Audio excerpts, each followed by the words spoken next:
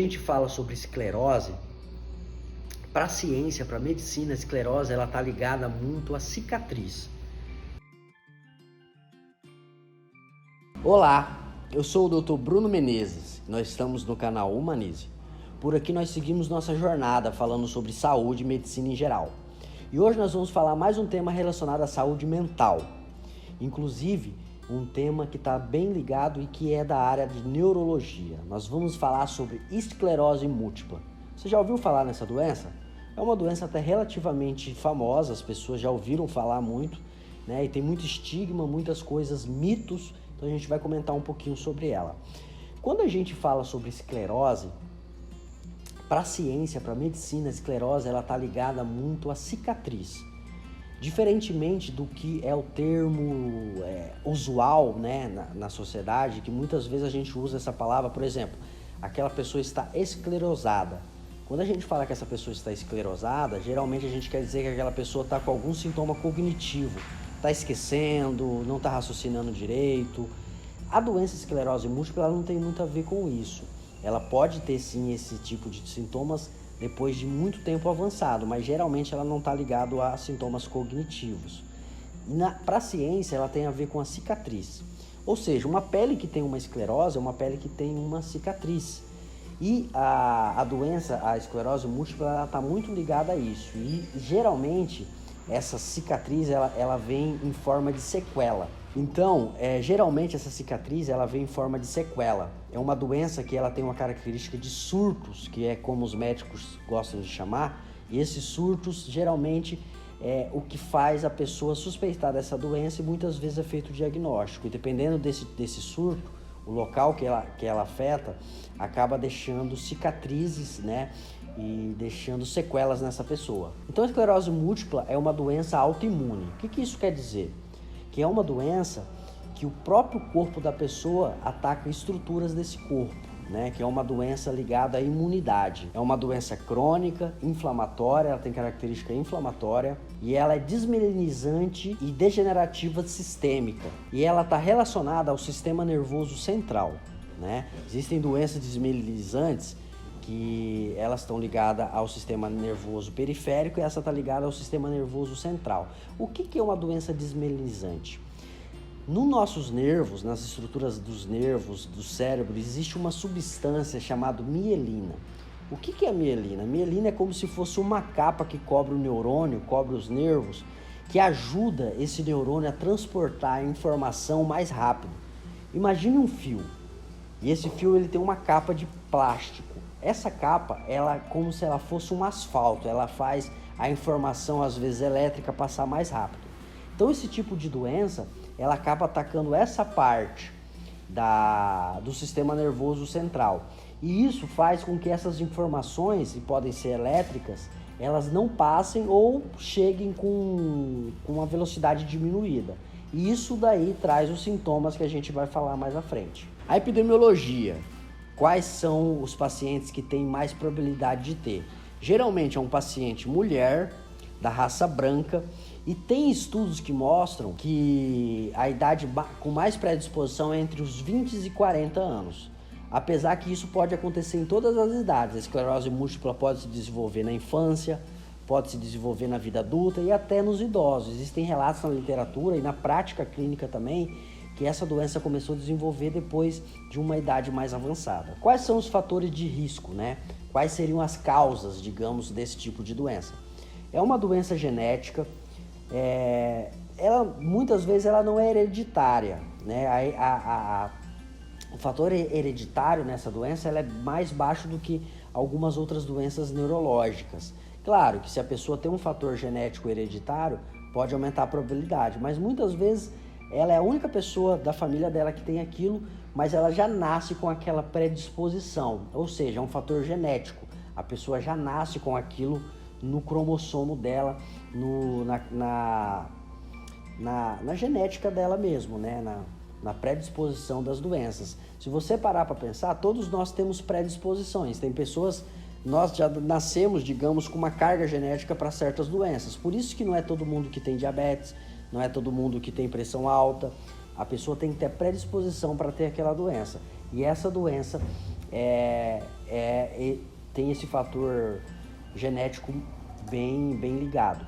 A literatura, ela desconhece, né, muito a origem dessa doença. Existem algumas teorias que falam que o meio ambiente também pode estar ligado ao desenvolvimento dessa doença. O meio ambiente aqui, principalmente os hábitos, tabagismo, tem alguns estudos que provaram que pode aumentar a probabilidade dessa doença, obesidade. Tem estudos que provam que latitude também pode se fazer um fator de risco maior, né? As latitudes mais altas. Tem estudos também que provam que pessoas que passam por estresse, viagens longas ou fusos horários muito diferentes também pode fazer desenvolver essa doença. Mas como eu disse, tudo é muito desconhecido ainda. Então, a causa primordial não sabemos ainda. Nós temos teorias, né, que é genético, mais algum fator desencadeante. Algumas infecções virais, principalmente os estudos mostraram que o vírus Epstein-Barr, que é um tipo de vírus, né, humano, que pode estar ligado ao desenvolvimento dessa doença. Existem outras teorias também, como déficit de vitamina D, tem alguns estudos que mostram isso, mas isso é muito discutível, né? Porque se fosse assim, todas as pessoas que tivessem déficit de vitamina D teriam esse tipo de doença, e não é bem assim, né? Então, como eu disse, essa parte da origem da etiopatologia, ela está bem desconhecida ainda da esclerose múltipla. O quadro clínico, né? Os sintomas. Como eu falei, essa doença ela tem uma característica que os médicos chamam de surtos. O que seriam esses surtos? Seriam momentos da vida que ela desenvolve sintomas bem intensos e agressivos, né, que podem ser os primeiros vestígios. É uma doença crônica, ela acontece por muito tempo. Tem muitas pessoas que ficam assintomáticas, não apresentam a doença até chegar a um surto, e tem pessoas que vão desenvolvendo devagar. Inclusive, a classificação dela, ela está ligada a como desenvolve. Existem 4 tipos básicos de classificação da esclerose múltipla. Então, a classificação da esclerose múltipla está ligada muito ao seu desenvolvimento, como ela desenvolve durante o passar dos anos. Elas são classificadas em 3, que são a remitente recorrente, a primária progressiva e a secundária progressiva. Falando um pouco mais sobre o quadro clínico, ela está muito ligada aos sintomas. Como eu falei e repito para vocês, é uma doença que tem característica de surtos. Muitas pessoas vão descobrir que tem essa doença se conseguirem passar por um médico, né, capacitado que possa desconfiar nesses surtos. E esses surtos, elas estão ligadas aonde, digamos, tem o ataque autoimune, né? Por exemplo, pode ter sintomas no nervo óptico.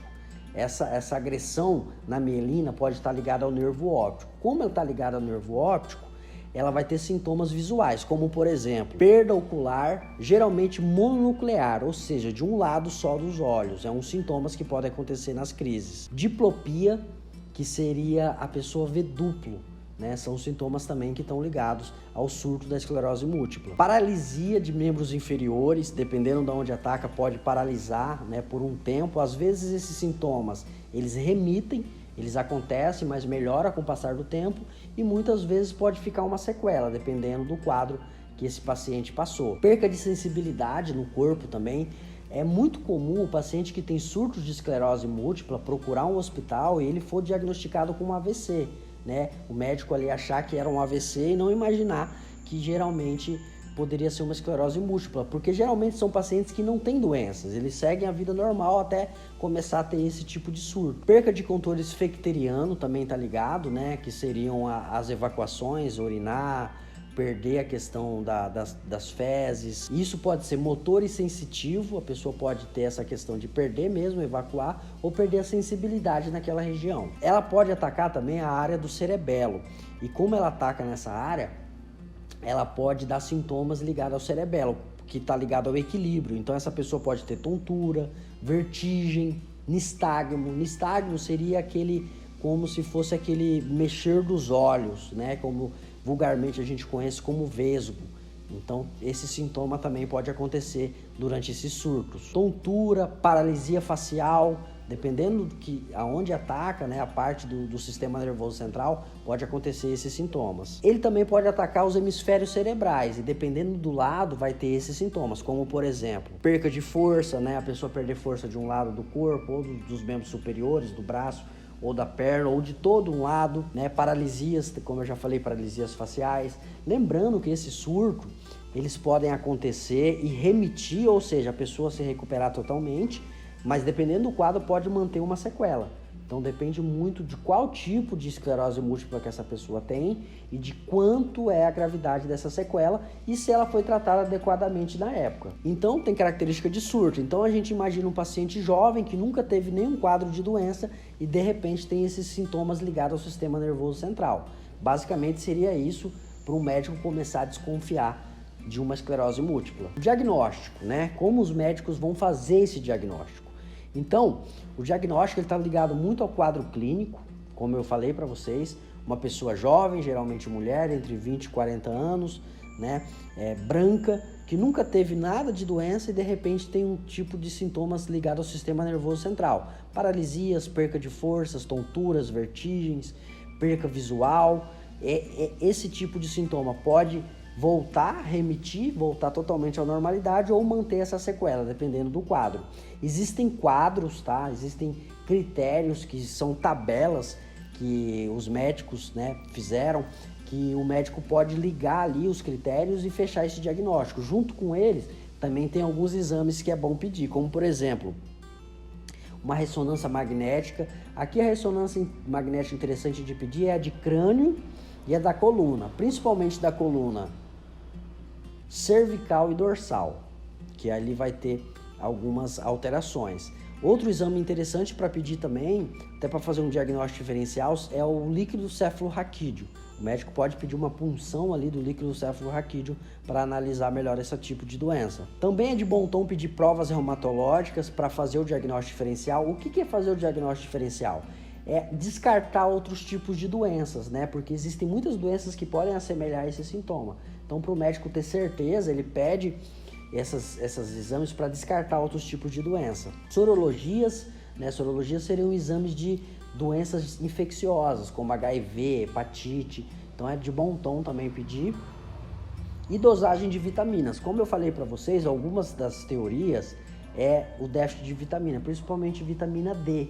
Né? Vitamina B também podem assimilar, dependendo do nível, né, que está com déficit, assimilar alguns sintomas assim. Então, uma doença bem complexa, é bem complicado fazer esse diagnóstico, o médico tem que estar atento, tem que ter experiência, tem que ter estudado a área para lembrar desse tipo de doença e fechar esse diagnóstico. Então, muitas das vezes, os pacientes podem demorar muito para fazer o tratamento, né, e ser diagnosticado. E falando em tratamento, como é uma doença que ela é crônica, ou seja, ela fica muito tempo e ela é incurável e tem surtos, existem dois tipos de tratamento. O tratamento crônico, que o paciente tem que tomar sempre para evitar as crises, que seriam imunomoduladores, que seriam medicações que alteram a imunidade desse paciente, diminui, né, a imunidade para diminuir o ataque da própria imunidade nessa parte do sistema nervoso central, que é a mielina, que é a capa que cobre ali os neurônios e os nervos, né? E também tem um tratamento no surto, quando esse paciente entra no surto, que ele tem esses sintomas mais intensos. No surto, as medicações usadas são os corticoides, que é um tipo de medicação esteroideia. Então são dois tipos de tratamento, são dois tipos de medicações. E ao passar do tempo, se esse paciente adquirir sequelas, aí ele pode usar uma diversidade de outros profissionais para ajudar a sua reabilitação. Como, por exemplo, fisioterapeuta, fonoaudiólogo, psicólogo, educador físico, né? Todos esses profissionais podem ajudar no tratamento para reabilitar esse paciente. Então é isso que eu queria falar sobre a esclerose múltipla. É um pouco complexo, mas é bem interessante. Eu trouxe bem resumido, bem superficial para vocês entenderem, mas é mais ou menos isso. Então, sempre que você suspeitar, né, ou suspeitar de alguém que você conhece, é bom procurar um médico capacitado, um médico que tenha especialidade, né, na área de neurologia, principalmente, para fazer este diagnóstico, para fazer esse manejo, para você ser diagnosticado o mais rápido possível e principalmente ser tratado, tá bom? Por hoje é só, nós vamos ficar por aqui. Antes de terminar, eu quero que você deixe seu like, se inscreve aqui no canal, aciona o sininho, isso ajuda bastante a gente continuar trazendo conteúdo de qualidade para vocês, tá bom? Até a próxima!